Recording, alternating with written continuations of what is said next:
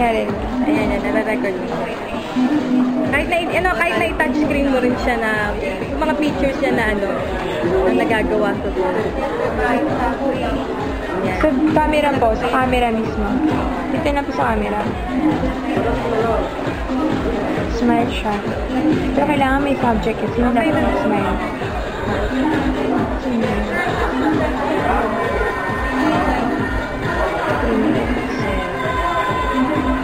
Tapos pakidemo rin paano niya i-handle yung mga photos mo sa media. Parang mala iPhone na capacity. Hindi yung video eh. Ayan, so yan, ano nangyari dyan? Video. Yung video na pa yung binidyo ko po kanina. Ayan, nagpe-play. Playback na siya. Pero kung sa picture, paano yung picture niya? Parang mala iPhone ba siya? kapag sa picture. May accelerometer yan. Meron.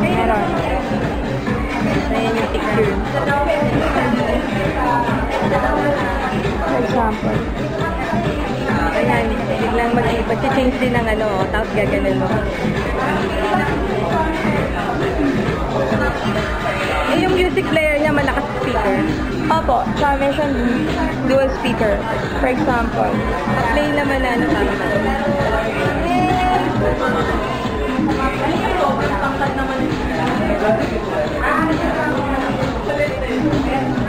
May equalizer siya. may equalizer. So, maano mo?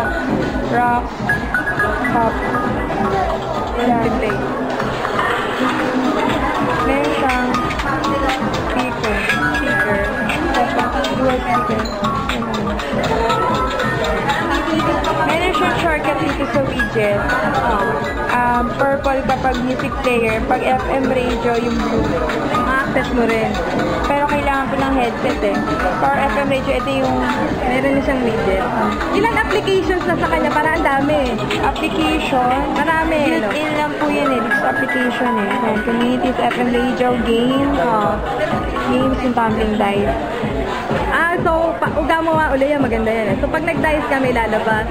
Maganda nga Motion. Parang motion game. motion sensor, Okay din eh. Marami para siyang cool features. Meron siyang Google Maps. Pero kailangan i-upload GPS din yan eh, no? May rin. Ayan. Kailangan mo i-download yung map eh. Meron din micro SD card para Pwede siya expand hanggang 8 gig. Hanggang 8 gig. 16. Internal memory niya, malaki rin. Settings. Meron siyang smart unlock. For example, i-on natin yung gesture lock. Meron siyang application na pwede mo siyang i-launch. For example, sa create message. Letter C, for example. So, once po na i-back niyo muna, tapos save. Once na inilock po yung screen, natin lock yung screen all.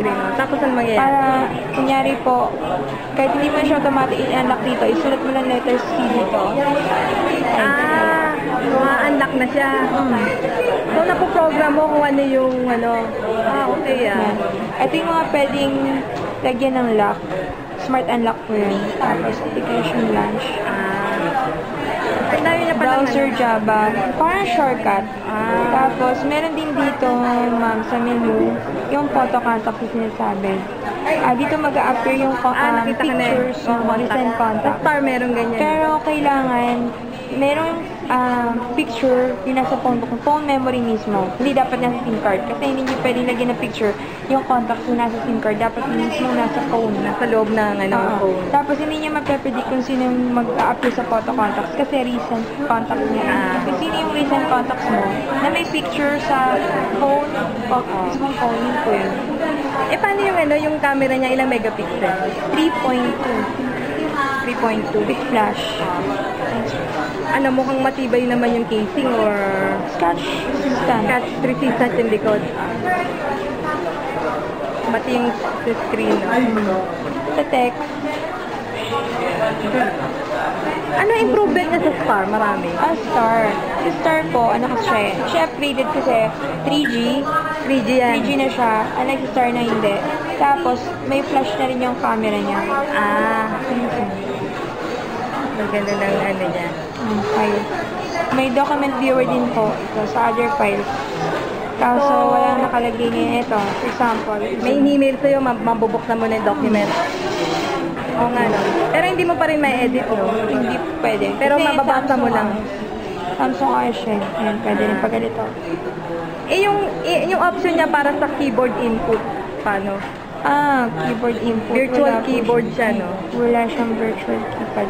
Walang virtual keypad. Phone pad lang. Phone pad lang yung Ang meron po yung star. Pero yung paano